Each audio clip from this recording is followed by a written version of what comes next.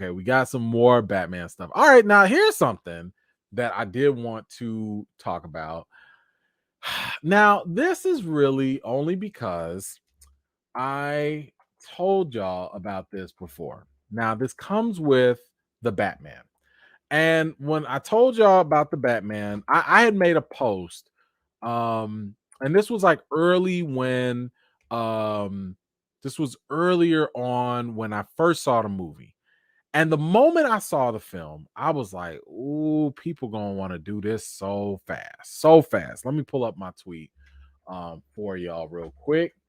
Um Here it is. So I knew that the moment the Batman came out, I said there's an understandable desire to compare the Batman with the Nolan films. And I strongly urge you to resist doing this.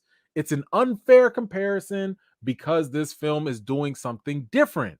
Also, this Batman doesn't have a trilogy of development. Give it time before comparing it. Just give it a little time, right? I said this, and I don't know, maybe I called this out too early. But what happened? What happened? The moment the Batman came out, what happened?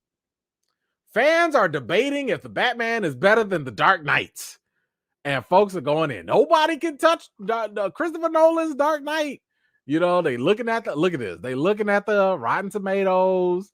They going in. People are having these arguments. This is a masterpiece. No, this is good. This is good. Like, y'all, I have to say,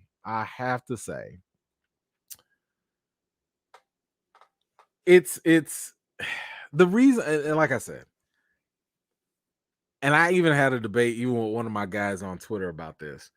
I'm not saying that you don't have the right to have an opinion about the Batman. And I'm not saying you can't have a comparison, discussion. Okay.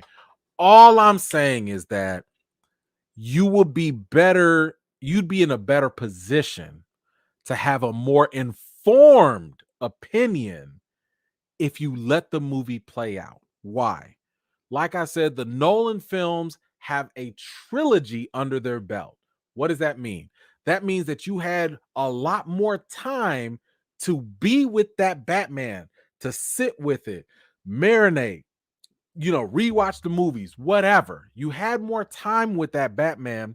And because of that, you also had a complete story with that Batman. We saw Batman literally begins all the way to Dark Knight Rises, where, he retires, right? Like, you had a complete arc. This new Batman, and I'm not going into spoilers, he's only in year 2. He's not even the Bruce Wayne that we know him to eventually become. His story is just starting.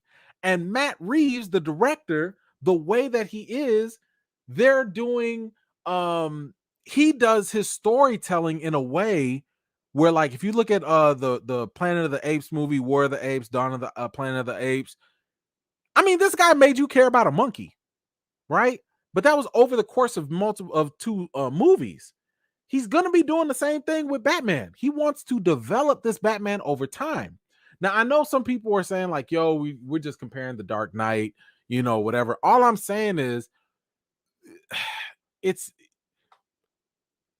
there's potential bias that's baked in with any of the Nolan films. And there's also potential with recency bias with the Batman. The recency bias, if I can give you, I used to call this fanlexia. And fanlexia is basically when you walk into, let's say you've been hyped up, you've been ready to watch a movie, and you just can't wait, and you go watch it, and you just love it, and you just think it's the best thing since sliced bread. Part of that is fanlexia, right? Because you haven't had time to really evaluate any of the flaws with it. And I was a victim of fanlexia. I've been a victim multiple times. Batman v Superman. I walked into Batman v Superman, and I came out and I gave this movie like some high rating. I was like, yo, this is great. And I completely ignored every flaw in this movie. And the reason why is because I was so excited because we finally got Batman and Superman on the same screen. That was it. That was it. That blew my mind that we got them on the same screen. I didn't look at the writing. I didn't look at the story. I didn't look at the direction. I ignored everything else except for the fact that I was a kid in the candy store with my two favorite superheroes out on the screen going at it. Fanlexia, recency bias. It's not until I was able to sit down and think about and hear some of the flaws, some of the issues that I was like, oh, wait, maybe this isn't a 9 out of 10, 10 out of 10, whatever. Maybe it's like a 6. Maybe it's a 7. Maybe it's something else. So that's all I'm saying when it comes to the Batman. When I say like hold on comparing these movies, because it hasn't even been 24 hours yet for some people. Some people might just be excited because we just have another Batman. Like, you don't know how you're gonna feel next week, next month. Just give it time. And that's all I've been saying. Give it time before you compare, because maybe the sequel might do something that ruins this version of Batman. Maybe the sequel does something to enhance this version of Batman. But anyway, that's just my take. How are y'all feeling about comparing the movies? Do you have a problem comparing them this soon, or do you think people should wait? Maybe wait, because there might be a trilogy coming with this current Batman. Shouldn't we compare trilogies to trilogies? Like, I don't know. Like, I'm just, for me, I don't know. Maybe that's just me nerding out as a film critic. I'm like, I would like to wait and see, and then kind of compare and see what they do with both.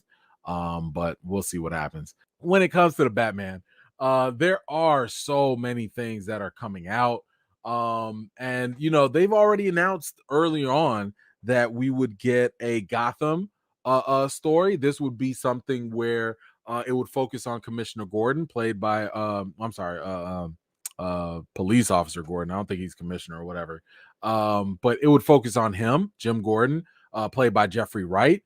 And then you also have another spinoff with the Penguin, played by Colin Farrell. So we do have the Batman spinoffs coming up, and those spinoffs are going to be, so far, the Penguin, Gotham series.